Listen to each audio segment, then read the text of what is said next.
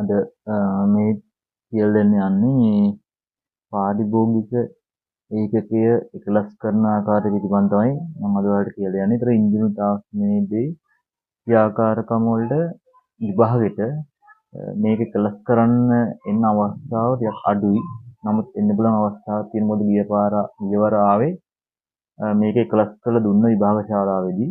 ඒත් ඔයාලට මේකෙන් තමයි සප්ලයි අරගෙන මේකෙන් සපයුම් විභාග අරගෙන ඔයාලට 2A පරිපථයක් බල්ක් පරිපථයක් වගේ දෙයක් කරන්න වෙන්නේ ඊට පස්සේ මේ කොටස හරි කරලා තමයි දුන්නේ. අපි බලමු මේ කොටස කොහොමද හරි කරන්නේ කියලා.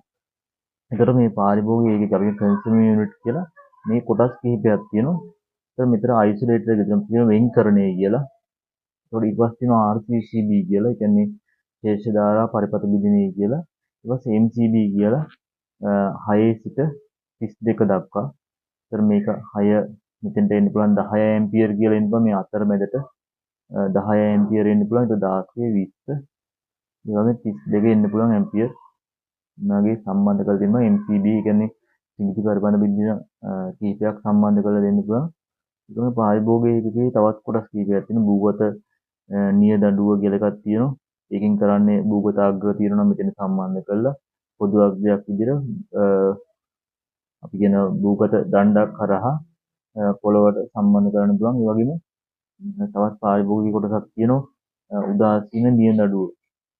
එතකොට එතෙන්ද තමයි අපි සම්බන්ධ කරලා තියෙන්නේ මේ සැපයීමේ තියෙන උදාසීන අග්‍රය සම්බන්ධ කරලා තියෙන්නේ මේ උදාසීන නියදඬුවට තමයි සම්බන්ධ කරලා තියෙන්නේ.